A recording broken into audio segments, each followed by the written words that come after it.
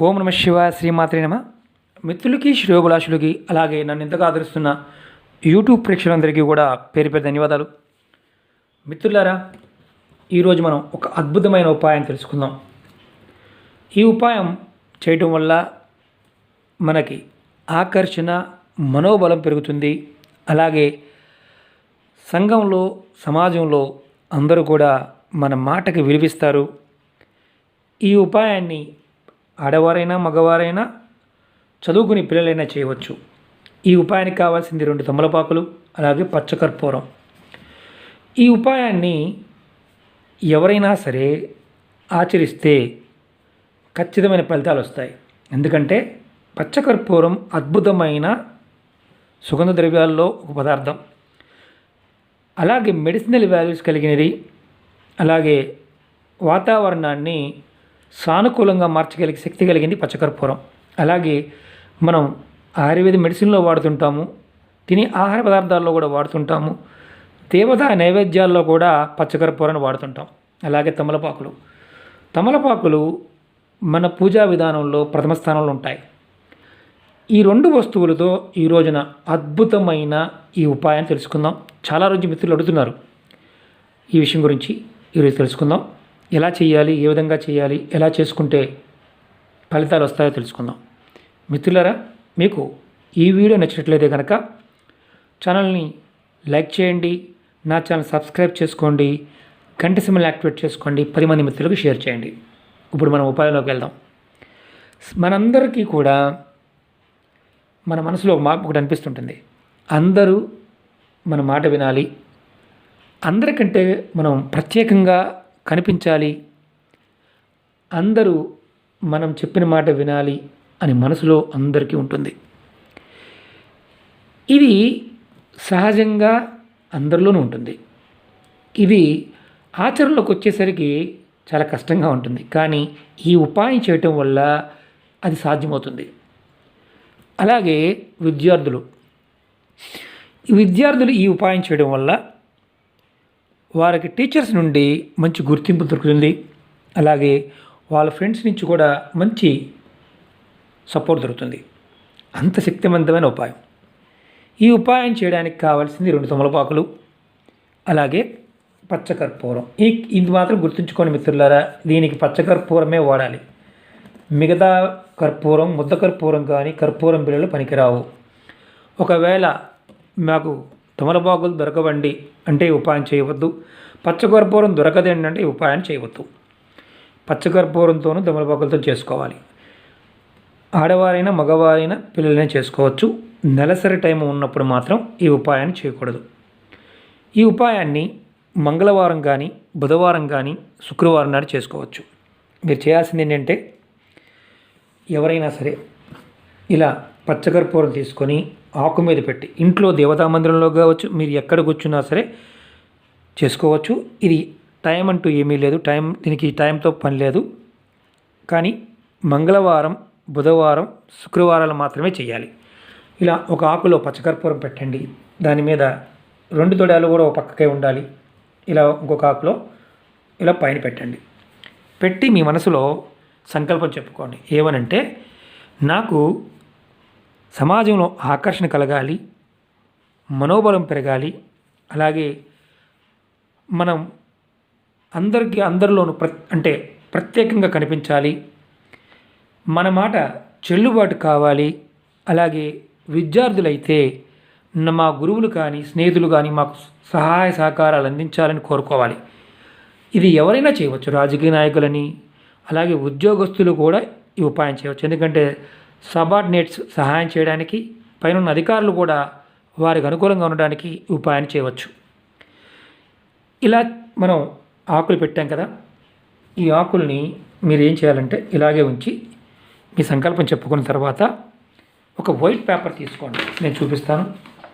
ఇలాంటి పేపర్ తీసుకోండి. చక్కగా మీరు ఈ పేపర్లో ఈ పచ్చకర్పూరం పెట్టిన తమలపాకులు పెట్టండి.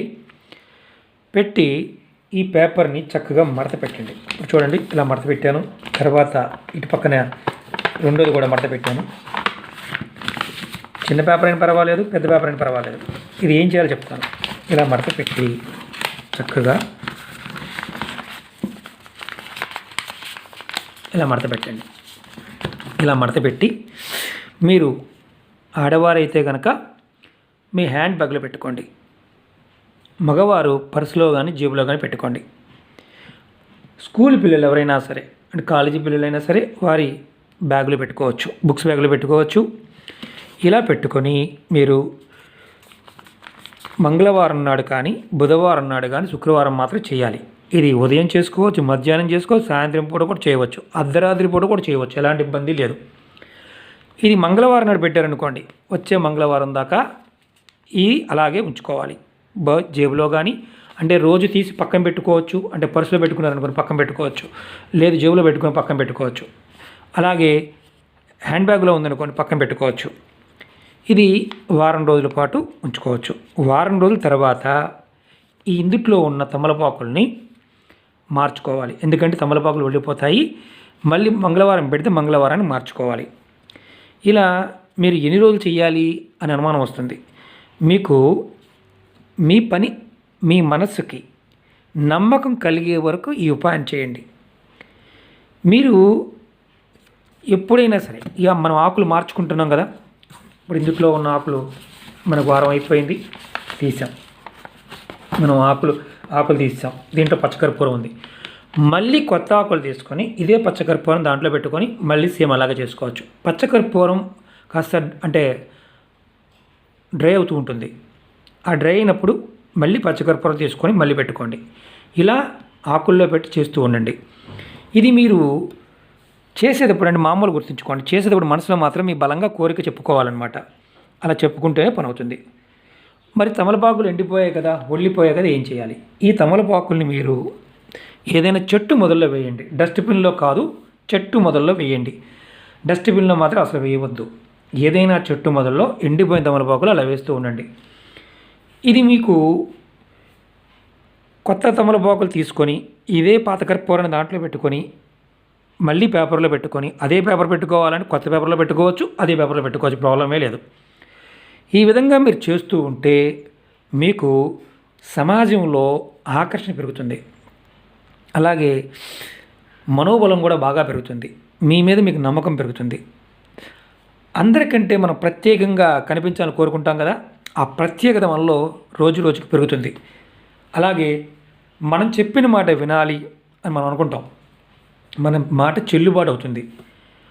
ఇందుట్లో ఏముందండి, ఏ మంత్రం లేదు, తంత్రం లేదంటే ప్రకృతిలో ఉన్న గొప్ప శక్తి ఏంటంటే తమలపాకు అలాగే పచ్చకర్పూరం అద్భుతమైన దైవశక్తి కలిగి ఉన్నాయి. మనం నమ్మి మనస్ఫూర్తిగా గనక ఈ ఉపాయాన్ని చేస్తూ ఉంటే మన మీద మనకు నమ్మకం కలిగే వరకు ఈ ఉపాయం చేసుకోవచ్చు. చేస్తూ ఉంటే ఖచ్చితమైన ఫలితాలు రావడానికి అవకాశం ఉంటుంది. ఇప్పుడు మన ధర్మంలో, సనాతన ధర్మంలో మన ఋషులు చెప్పిన అద్భుతమైన సుగంధ ద్రవ్యాలు, వాటి విలువలు, అలాగే నేచర్లో ఉండే శక్తులు, ఆ టైం ఏ టైంలో ఎలా చేస్తే పని అవుతుంది, మంత్రానికి ఉన్న శక్తి చూడండి. ఇవాళ మన జీవన విధానం చేతులు కడుక్కోవడం, నమస్కారం చేసుకోవడం. కరోనా వైరస్ వచ్చిన తర్వాత అందరూ కూడా మార్పు వచ్చిందా? చేతులు కడుక్కోవడం మొదలుపెట్టారా? నమస్కారం పెడుతున్నారా? కారణం ఏంటంటే మన పూర్వీకులు ఎవరైతే ఉన్నారో వారు మన ధర్మంలో ఇవన్నీ మన జీవన విధానంలో భాగం చేశారు, ఆయుర్వేదాన్ని జీవన విధానంలో భాగం చేశారు.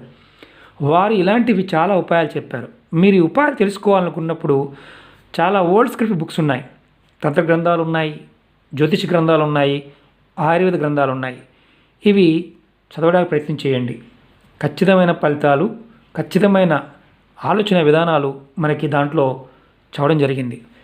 ఒకటేంటంటే అపనమ్మకంతో ఎవరు ఇలాంటివి చేయవద్దు, నమ్మకంతో చేయండి, మంచి ఫలితాలు రావడానికి అవకాశం ఉంటుంది.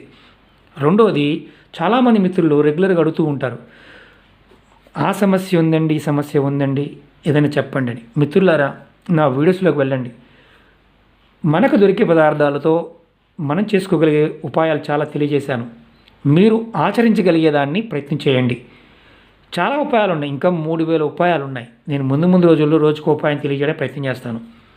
నాకు తెలిసిన పరిధిలో ఆ పరాదేవత ఇచ్చిన జ్ఞానాన్ని మీ అందరికీ కూడా తెలియజేస్తాను. ఓం నమః శివాయ, శ్రీమాత్రే నమః. మిత్రులందరూ గుర్తుంచుకోండి, ఇవి ఆచరణలో ప్రయోగపూర్వకంగా చేసినవి, ఫలితాలు వస్తాయి కాబట్టి చేసుకోండి. మిత్రులారా, ఈ వీడియో నచ్చినట్లు లైక్ చేయండి, నా ఛానల్ సబ్స్క్రైబ్ చేసుకోండి, గంట సింబల్ని యాక్టివేట్ చేసుకోండి, 10 మంది మిత్రులు షేర్ చేయండి. ఓం నమః శివాయ, శ్రీమాత్రే నమః.